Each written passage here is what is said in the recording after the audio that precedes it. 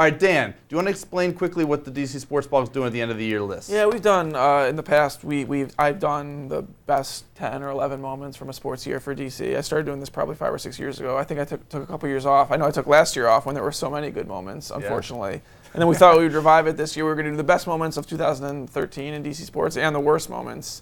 And so we were kind of talking about this among ourselves and thought it would be a nice little debate here. I get to start, right? Yeah, go ahead. I'm starting on the best. Start off with the best. I mean, it is slim pickings. I think all you guys who were thinking about it, obviously no one won anything in the playoffs in 2013.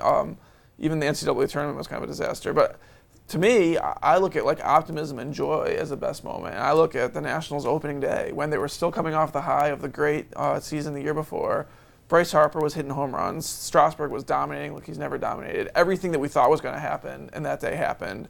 It was a great day. Fans were thrilled. And I think that you left that day thinking, man, things are definitely going in the right direction for at least this team. And this team's going to be in the playoffs and make a run in the playoffs. So, like, to me, for one single moment that encapsulated like joy and happiness, it's opening day of the baseball season. It was a storybook game, too, the way it should not be the first day of the season. That should not be your best moment. Right. But I think it was.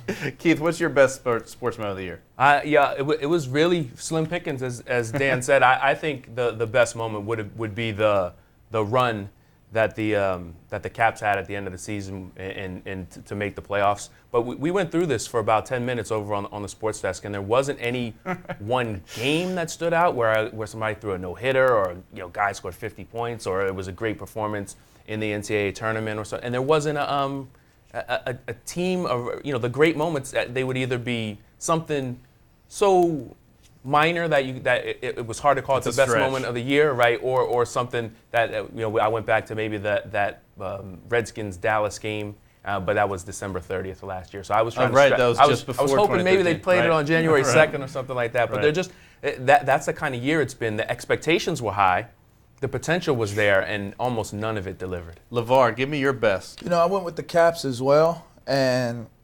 it's kind of current. I said them overtaking the number one spot in the Metro League. I think a lot of people said that they would be cellar dwellers, that they wouldn't be able to compete on a high enough level to maintain a pace within the Metro League, so the division. And at one point, they were number one in the division. So you're talking about the Capitals this season? Yeah, I'm talking about the Caps this season. Interesting. Yeah, I'm talking about the Caps this season. They're still in second. Where right, are you at? and they're still hanging in there. Yeah, my top would be, I'll go college hoops. I think Otto Porter and Georgetown beating Syracuse in the last game as Big East rivals at the Carrier Dome when Porter went off for the Hoyas. And secondary would be Maryland-Duke. Maryland beating Duke at Comcast Center the last time they'd play, as it would turn out, as ACC rivals in College Park.